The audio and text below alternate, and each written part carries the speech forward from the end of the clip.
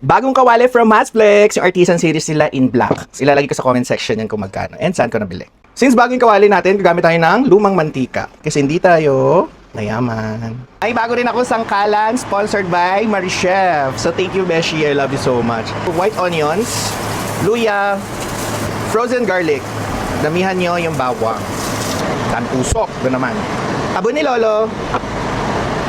Mga Beshi mong hindi pa nag-out. Star anise. Yes, gusto ko po nilalagay sa pag-isa ang star anise. Kahit anong brand ng corned beef.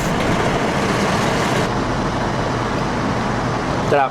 Tatanggalin mo ngayon yung star anise na nilagay mo tsaka yung laurel kung ayaw maglasang palaspas at saka sampagita yung kinakain mo. Ganyan consistency ang gusto ko, yung medyo naglalapot. Para rin. Bawang ulit. So ngayon, medyo iba-brown-brown natin yung bawang. Kung ayaw nyo ng brown, hintayin nyo mag-pink. Chicken powder, optional. Crispy garlic, kung ano man tawag dito. Lagay mo na lahat, huwag tayo maglokohan. Mga beshi mo. Ngayon, kumuha ko ng bagong saing na kanin. So yung kanin na to is yung maalsa. Yung kailangan ng extra tubig. Yung bago, yung sinasabi lang pagbago. Yun, kasi matigas to eh. So usually pag ganito yung bigas ko, pwedeng bagong saing yung nilalagay ko or kahit day old rice. Pero pag ito na, pasok na sa bangayan. Tigas kasi ito eh. Pero mas okay ang day old rice or 1 year old rice. Ngayon, i-plating natin kasi maarte ka, di ba? 1 cup of rice, kahit in reality naman nakaka 2 to 3 cups ka, lokohin mo yung sarili mo. Tapos yung kinuha natin yung pares sauce na mukhang dog food, lagay nyo lang sa gilid. Actually, nakita ko to sa Instagram, nakalimutan ko lang kung sinong creator yung gumawa, napakagaling. Corned beef na tira-tira nyo kanina, lagyan nyo siya ng isa. Para lang malaman nila na corned beef yung kinakain mo at hindi dog food na basa.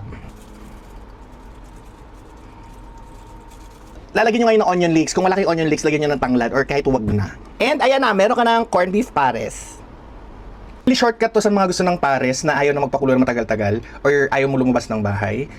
So, shout out sa'yo kuya. Lalaki yung nagluto nito eh, nakalimutan ko. Doon ko na napanood. Naglalaway ako. Ayan. Uy! Solid! Ba't kayo mga lalaki ganun ng reaction?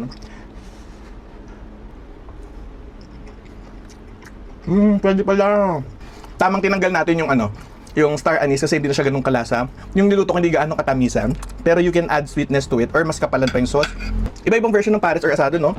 Pero ito, sobrang sarap. 10 out of 10. Alam mo, it's sweet, it's silky, shiny siya dahil sa flour or cornstarch man yung linagay natin.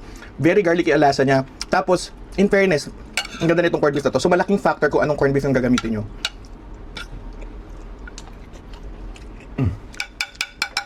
Try nyo to. Kain lang ako. Bye!